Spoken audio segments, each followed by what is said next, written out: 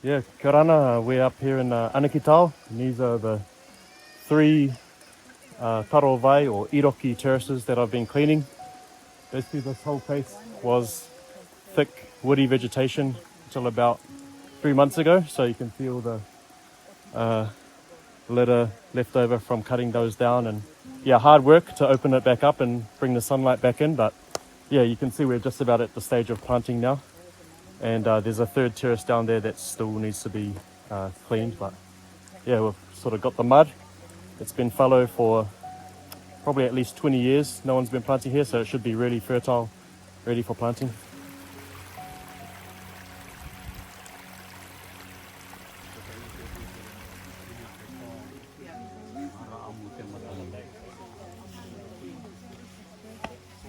It feels like home. Really, indeed. Look at that. Everything is similar.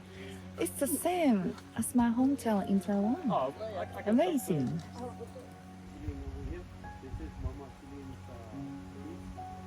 This is a food security area. When we have disasters and the coastline is destroyed or damaged by disaster, we have this place, these sources, these different sources of food in the valley that we can still have.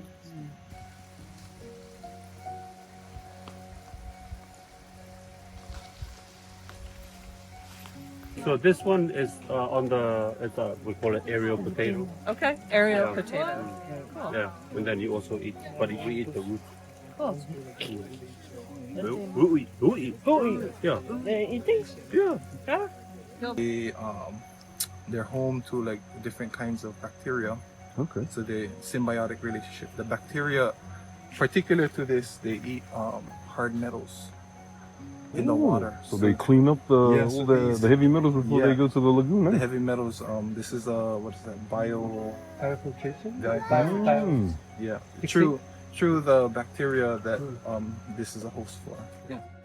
This is actually an invasive plant, but it's being used as a grill to capture all the organic litter so that it won't block the arawai with the water channel.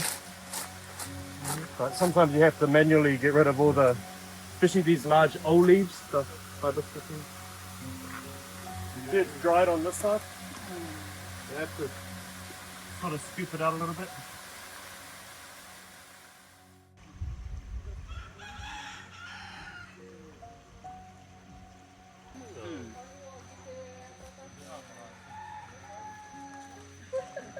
As some of the Indigenous knowledge holders here mentioned, the nice thing is you're not doing weed control all the time. You're doing a lot of water control up here.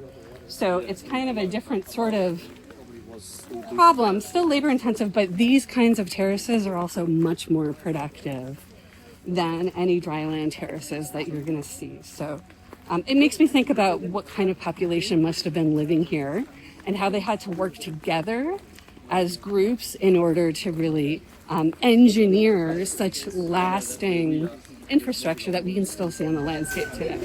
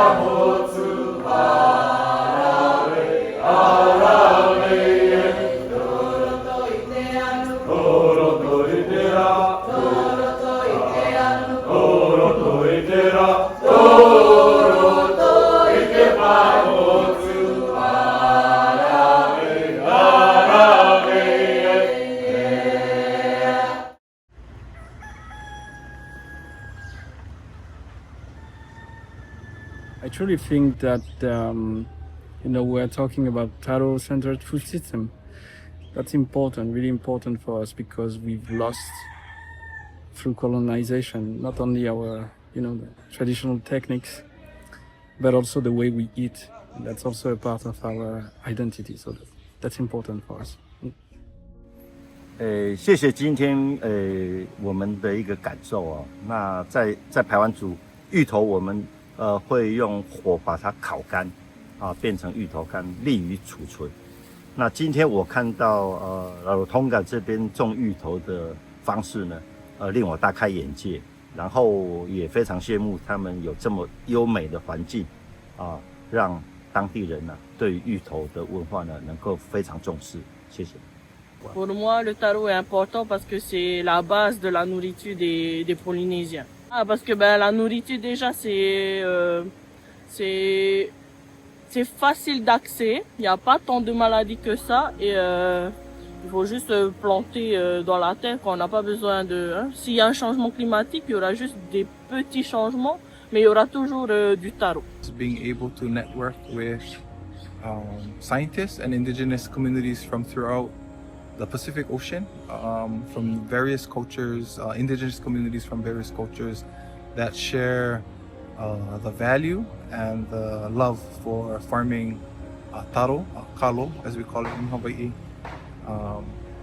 because it is a dying tradition and something that is valuable, something that is important for our various cultures, but also for the landscapes and the land that we steward as indigenous people.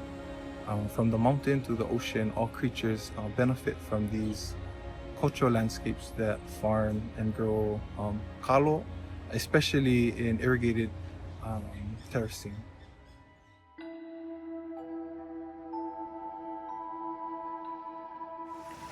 It's good to have the direction of a Taro or Taro-Vai practitioner from Hawaii, also from Pongso no Tao, to just reassure me that things are not, they don't have to be too complicated.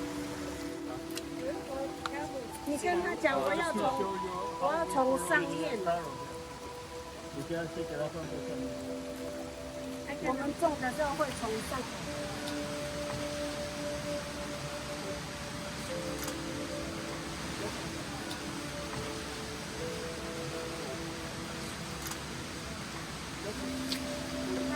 先长根，然后等它有开始长叶子的时候啊，它那个水分才可以多一点。It's about social cultural practice because you engage with everybody and you're thinking about yourself and others around you. So that's important for me, and also you're thinking about people that were here before.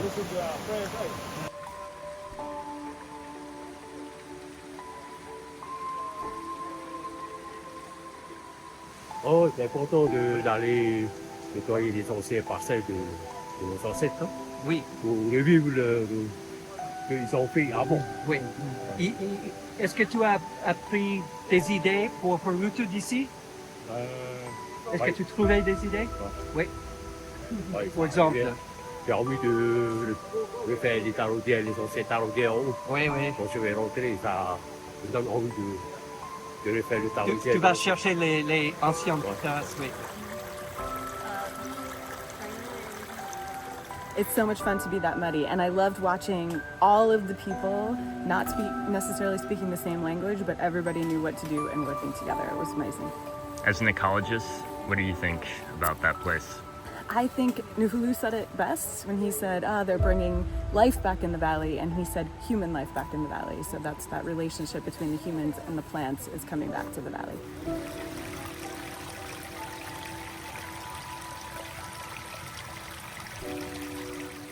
We're on the mountain today working with people from 7 indigenous communities, speaking 9 languages with no common languages, trying to bring together academic knowledge and indigenous knowledge to revive and restore biocultural solutions that really work to help people become climate resilient, and to help restore biodiversity has been lost, especially across the Pacific.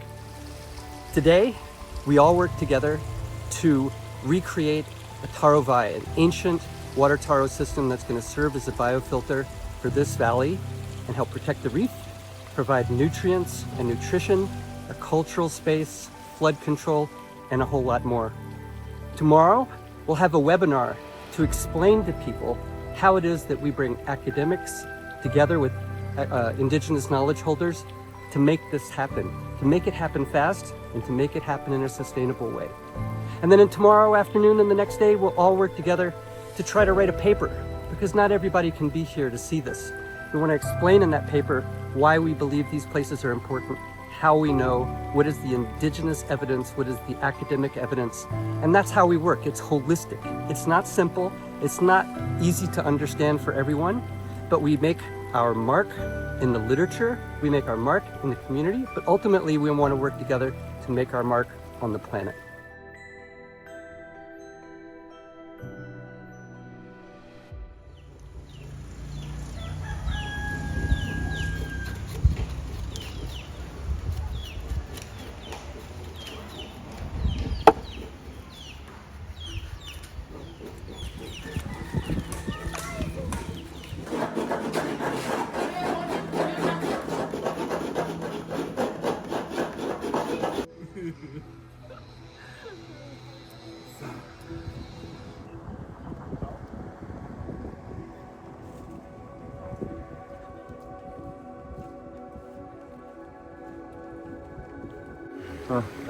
It's a lot. I mean, the learning from individuals in their respective fields has been tremendous for us, for me, and not just me, the young people that I am mentoring, sharing all that knowledge.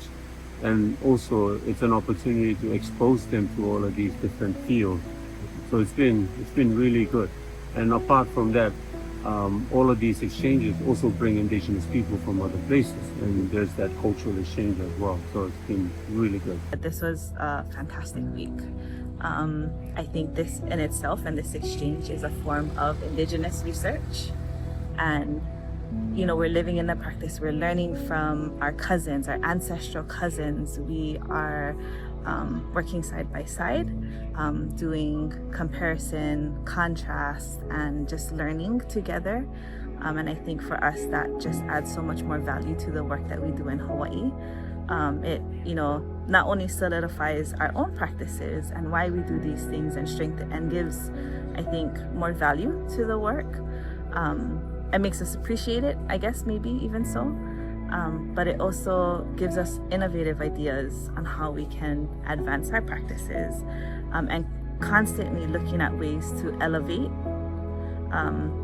our work as mahi'ai, as farmers, as practitioners, as educators.